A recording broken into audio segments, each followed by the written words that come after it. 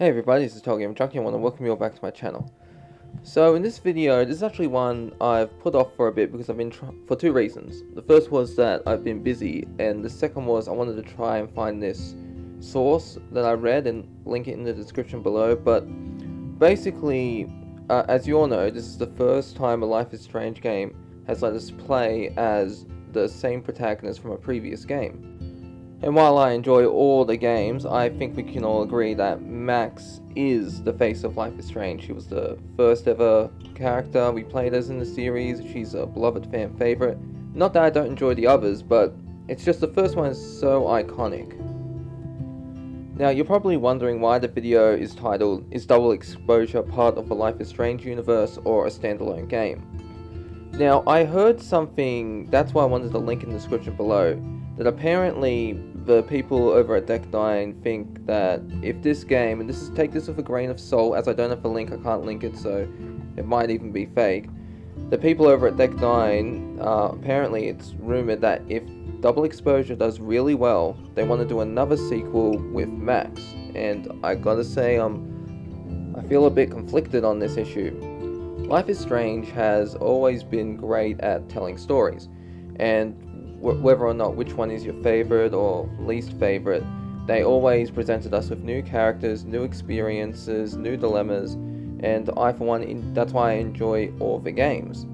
But on the other hand, you know, to me at least, while I enjoy the other games, Life is Strange 1, as I said before, is so iconic. That experience, the journey that Max and Chloe have together, exploring Arcadia Bay, that's just not something you can easily overshadow. You can't, it's hard when you have a great game to make another game that's better than the original, which is why Double Exposure is, I'm excited for it. I want Max to come back, I want Chloe to come back, but I don't want it to be a cash grab. In fact, a part of me is hoping that this game can surpass the first Life is Strange, because it's by two different developers. So Deck Don't Nod did Life is Strange 1, and now Deck 9's doing the sequel.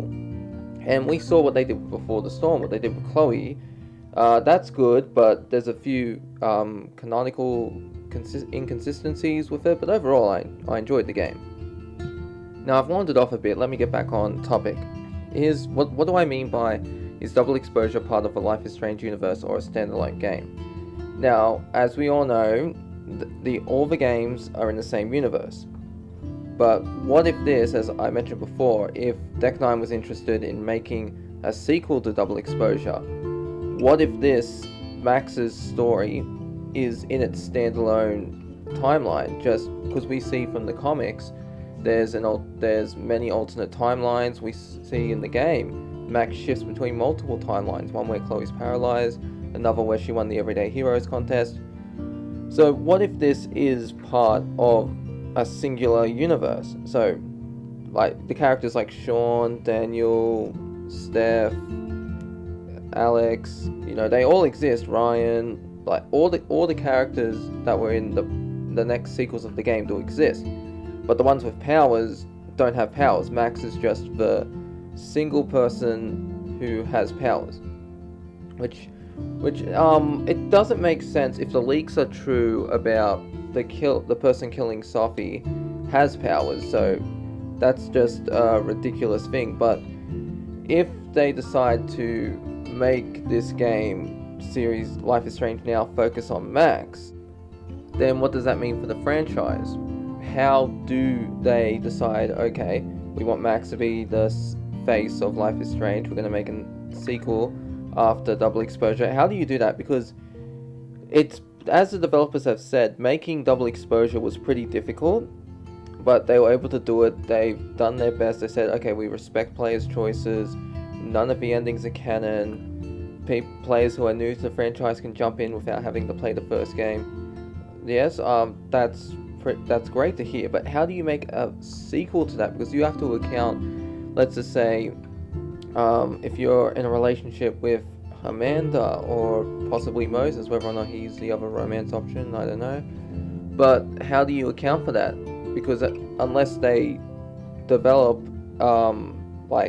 games like Mass Effect, Dragon Age, the ability to import a save data, because Otherwise, we're just going to have that choice. Did you sacrifice Chloe or sacrifice Arcadia Bay? And then because we've seen how Chloe is brought up in the conversation. Sophie mentions she saw a photo of Max, of Max and Chloe, or Chloe, depending on what the ending was. That Sophie saw the photo in Max's wallet, and then we can say what Max's relationship was with Chloe, or is with Chloe. So I'm just going to be upfront here. I do think that this game is going to be part of the Life is Strange universe. I don't think it's going to be what I meant by standalone, not just like a standalone game, but rather I think if they decide to make Max the head of Life is Strange, like the main protagonist, like, you know, like the Master Chief type thing, you know, you always see him on every cover, because he's the main protagonist, he's the face of Halo. They might do something like that with Max, but I do think that will be very difficult to do, which is why it makes more sense for this game to be set in the Life is Strange universe and not an alternate timeline. Although, you can make the argument it would be easier to have a standalone timeline where Max is the only one with powers. But anyways, that's really all I wanted to talk about in this video. Do let me know your thoughts below, and I'll see you in the next one. This is TotalGamerJunkie, signing off.